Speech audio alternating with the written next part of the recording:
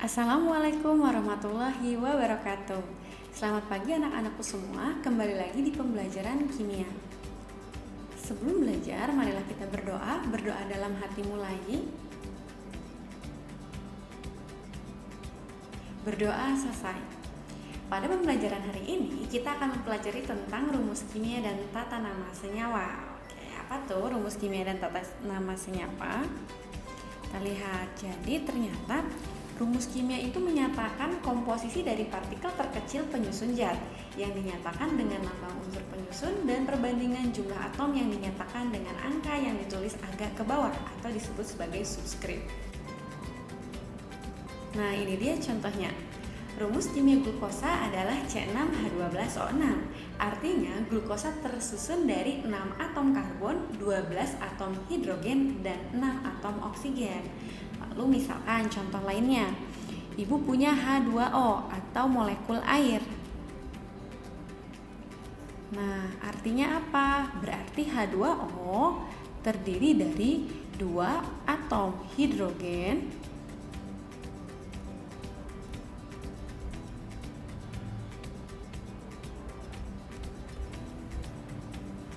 dan 1 atom oksigen. Seperti itu ya. Jadi sekali lagi rumus kimia itu menyatakan informasi apa? Atom penyusun dan jumlahnya, seperti itu. Ternyata rumus kimia itu terbagi jadi dua. Ada yang namanya rumus molekul dan rumus empiris. Rumus molekul itu menyatakan jumlah sesungguhnya atom-atom yang menyusun molekul. Sedangkan rumus empiris menyatakan perbandingan paling sederhana atom-atom yang menyusun molekul. Contohnya dari rumus molekul adalah C6H12O6 yang bisa kita sederhanakan menjadi CH2O. Artinya seperti apa tuh? Artinya C6H12O6 kita sederhanakan dengan cara membagi dengan suatu angka yang sama, yaitu bagi berapa? Bagi 6 ya? Oke deh, jadi yang baru atau rumus empirisnya setelah dibagi jadi gimana? 6 bagi 6, 1, 12 bagi 6, 2, 6 bagi 6, 1. Ya, biasanya kalau 1 nggak perlu ditulis, jadi kita tulis sebagai CH2O gitu ya. Ini namanya rumus molekul, yang ini lebih sederhana, kita sebut sebagai rumus empiris, seperti itu ya. Yang berikutnya kita akan mempelajari tata nama senyawa. Ternyata bukan manusia atau pepohonan atau hewan aja nih yang punya nama. Senyawa juga punya nama. Kita lihat.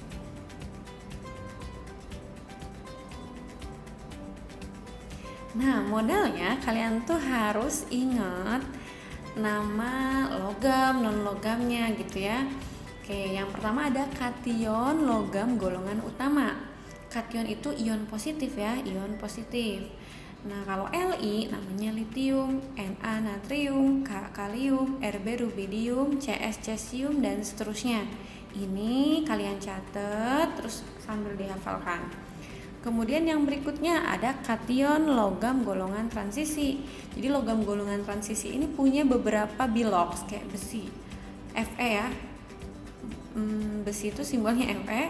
Fe bisa 2+, yaitu besi 2, atau Fe3+, besi 3. Dari mana 2 atau 3-nya? Dari sini, dari muatan ya. Nah, kalau 2 berarti nanti dia 2+, kalau dia +3 berarti ya udah. Nah, besinya besi 3. Seperti itu ya. Ini berkaitan sama kemarin penentuan biloknya. Kan kita udah belajar tuh tentang konsep bilok. Ini juga sambil dihafalin ya, nama dan muatannya. Oke, kita lihat yang berikutnya. Nah, sekarang anion golongan non-logam. Kalau non-logam itu cenderung membentuk ion negatif. Jadi kita sebut sebagai anion atau ion negatif. Kalau C itu namanya karbon, muatannya negatif 4. Si silikon, muatannya negatif 4. N nitrogen, muatannya -3. P fosfor, muatannya juga -3. O oksigen, muatannya -2. S sulfur, muatannya -2.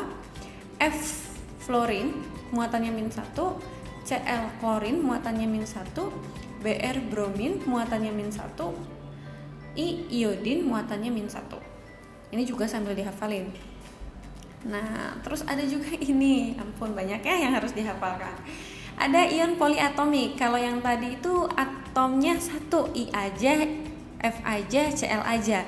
Itu tuh poli itu banyak. Jadi gabungan lebih dari 1 atom. NO2 muatannya pasti -1, namanya nitrit. NO3 pasti muatannya -1, namanya nitrat. Cn- sianida, SO32- sulfit, SO42- sulfat, dan seterusnya sambil dihafal ya. Nah, oke, yang pertama kita bakal mempelajari tentang tata nama senyawa biner. Senyawa biner berarti B itu maksudnya 2 ya, B itu maksudnya 2. Terdiri dari 2 atom saja ya. Oke. Misalnya penyusunnya adalah logam dengan non-logam. Nanti tata namanya tinggal sebutkan nama logam, sebutkan nama non-logamnya, akhiri dengan kata ida. Gitu, oke? Contoh NaCl, NaCl. Tadi Na namanya adalah natrium, Cl-nya adalah klorin, tapi jangan disebut sebagai klorinida, jangan, tapi jadi klorida ya. Nama logam, nama non logam, akhiri dengan kata ida. Oke?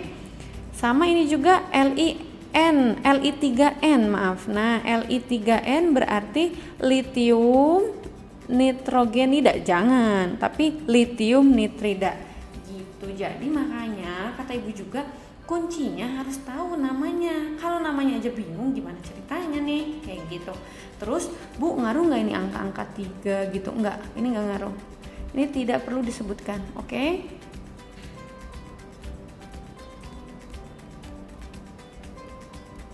Lagi apa ya? Misalnya Ibu punya MgCl2. Nah, modalnya kata Ibu juga harus tahu namanya. Mg, ada yang tahu namanya? Mg namanya adalah magnesium. Oke. Cl namanya klor, ya. Klorin. Nah, kasih kata ida ujungnya. Jadi klorida. Bisa ya? Magnesium klorida. Duanya disebut nggak ngaruh. Jadi angka-angka yang ditulis atau di bawahnya atau subscriptnya itu nggak perlu disebutkan. Selanjutnya,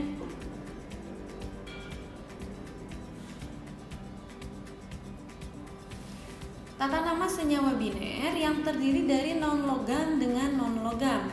Ini hati-hati, makanya harus bisa ngebedain antara logam dengan non-logamnya. Karena kalau non-logam dengan non-logam itu punya perbedaan dalam penamaan.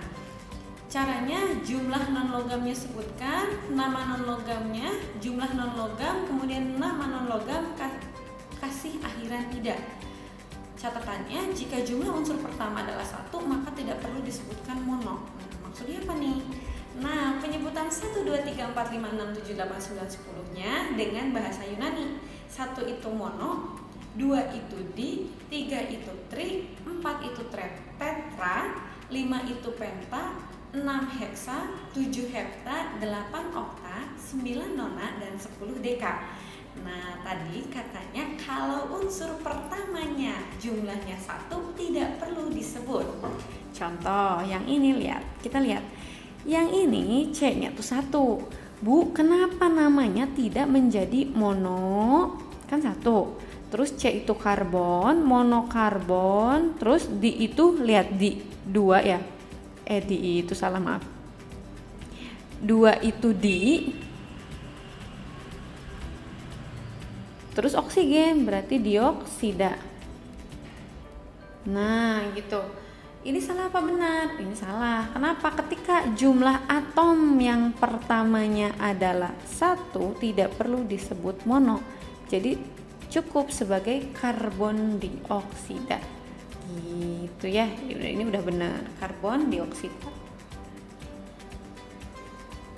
Lanjut yang berikutnya. Nah, ketika unsur pertamanya 1 nggak perlu disebut mono, langsung aja namanya karbon. Tapi kalau unsur yang keduanya 1 perlu disebut. Jadi karbon monoksida. Gitu. Lagi yang selanjutnya ada Cl2O3. 2 itu apa, lihat? Di. Terus Cl tuh tadi lihat di tabelnya klorin. 3 tri oksida gitu. Jadi diklorin trioksida. Bisa ya kira-kira? Nah, gitu. Jadi kuncinya hafalkan nama logam dan non logamnya. Itu kan pernah ya dipelajari kalian semester 1.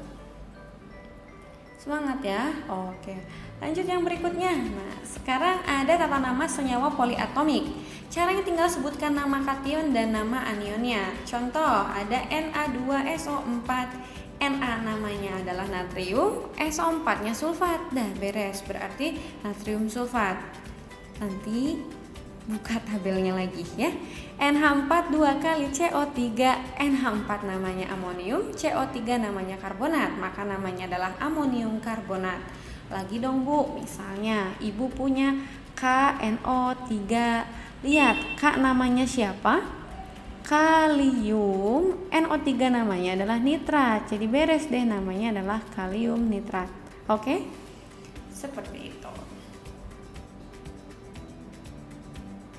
Yang berikutnya ada tata nama senyawa asam. Asam ada yang biner, terdiri dari 2 atom. Ini terdiri dari 2 atom ya. Nah, kalau asam cirinya biasanya depannya tuh H. HCl. Ya udah, berarti namanya H-nya diwakili dengan kata asam, Cl-nya ya udah klor dikasih kata ida. H-nya asam, S-nya sulfur ya. Berarti kalau ditambah ida jangan sulfurida tapi sulfida. Seperti itu. Lagi misalnya ibu punya HBr. H-nya kita sebut sebagai asam, Br-nya kita sebut sebagai brom. Nah, kasih ida bromida. Oke, asam bromida. Bisa ya? Lanjut yang berikutnya. Ini masih asam, tapi asamnya poliatomik. Sebutkan nama asam dan nama anion belakangnya.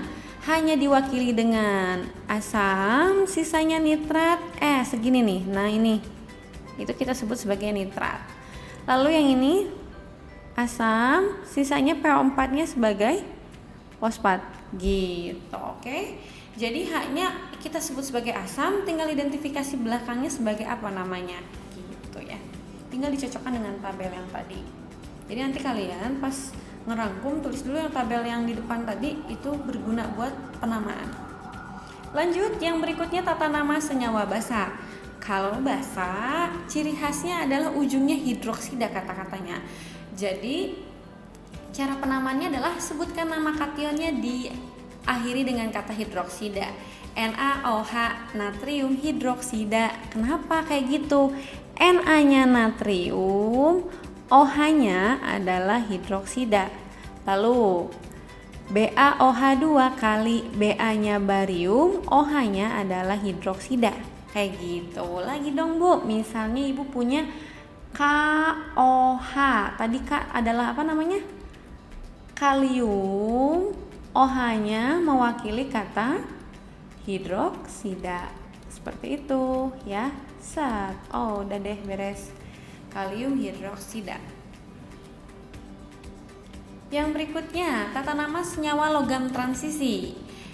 Polanya nanti cara penamaannya nama logam, tuliskan biloknya dengan angka Romawi, lalu nama logam diberi kata ida. Maksudnya gimana nih? Nah, maksudnya nanti kalau dia berikatan sama non logam, akhiri kata belakangnya dengan nama ida gitu ya. Ada FeBr3. Min 1 kali 3 min 3 titik-titik ditambah min 3 harus 0. Kemarin aturannya jumlah bilok dalam senyawa harus 0. Maka besinya besi berapa ya? Titik-titik kurangi 3 0. Ya udah, berarti Fe-nya adalah plus 3. Fe namanya adalah besi ya. Fe itu besi. Besi yang berapa? Besi 3. Dari mana? Dari sini, dari biloknya. Kemudian sisanya adalah brom, kasih kata ida ya. Jadi besi 3 bromida. Lagi ada MnO2. MnO2 Yo, ada yang masih ingat bilok oksigen berapa? Min 2. Min 2 kali 2 min 4. Biar jadi 0, Mn-nya berapa ya, gengs? Plus 4. Ya udah deh, Mn namanya adalah mangan. Mangan yang berapa? Ini biloknya tulis. Set. Oke. Mangan yang plus 4 gitu. Jadi mangan 4, terus ujungnya oksigen. Jadi oksida. Yang berikutnya ada tata nama senyawa logam transisi. Kalau terdiri dari logam transisi dan ion poliatomik, maka cara penamaannya tinggal sebutkan nama logamnya, diikuti dengan biloksnya, kemudian diikuti dengan nama anion poliatomiknya. Contoh ada FeSO4, maka namanya adalah besi 2 sulfat. Kenapa bisa seperti itu? Karena SO4 muatannya itu adalah negatif 2. Nah, SO4 muatannya adalah min 2, maka biar menjadi 0, Fe-nya harus plus 2, maka namanya adalah Fe namanya besi, muatannya plus 2, SO4 namanya sulfat. Kemudian CO3 2 min, NO3 itu muatannya min 1. Kemudian CuNO3 2 kali. NO3 itu muatannya min 1. Min 1 kali 2 min 2 sama dengan 0, maka Cu-nya adalah plus 2, maka namanya adalah tembaga 2 nitrat. Seperti itu ya.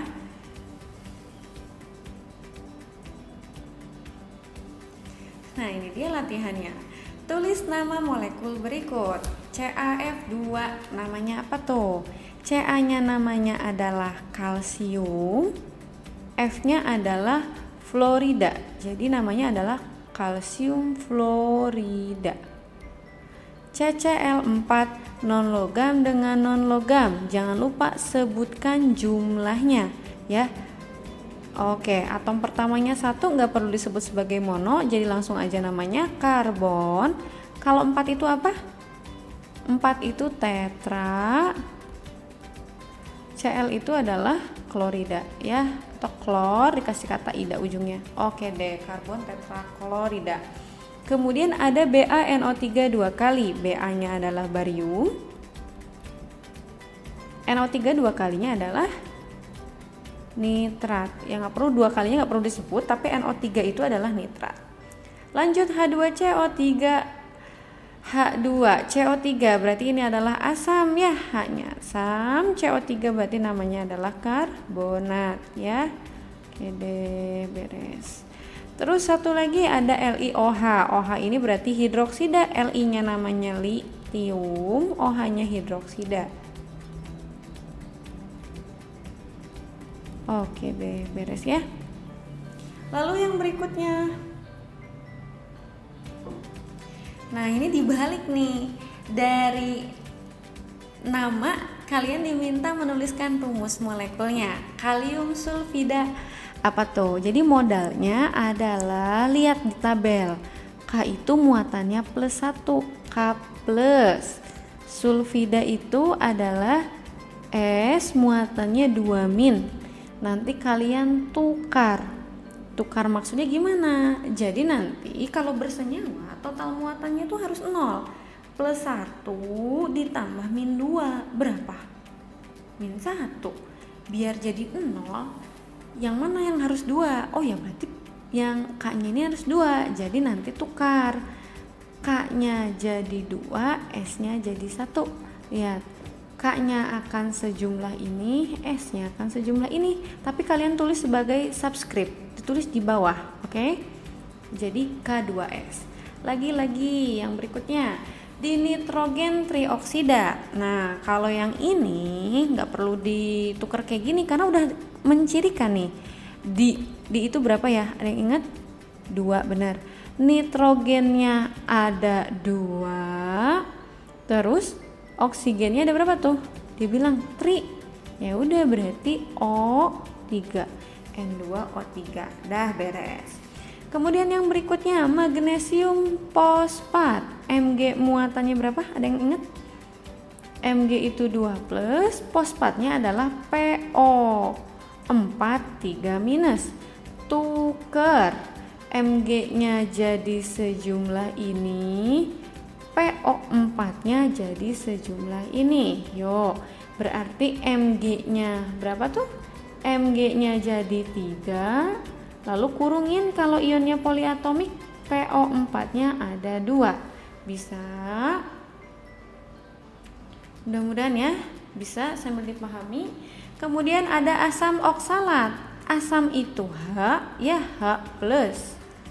Nah, oksalatnya apa tuh? C2O4 2 minus. Tukeran.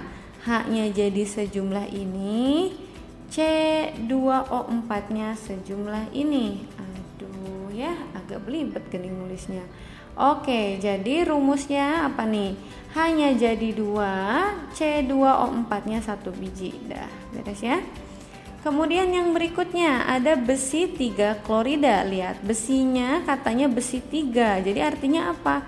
Fe-nya 3 plus. Lalu klorida Cl minus, tukeran. Besinya sejumlah ini, Cl-nya sejumlah ini. Jadi apa tuh? Fe-nya 1, Cl-nya jadi 3. Dah beres seperti itu. Oke. Kebayang sampai di sini? Lagi dong Bu. Misal Bu punya apa? Misalnya nih kayak gini. Ada magnesium oksida.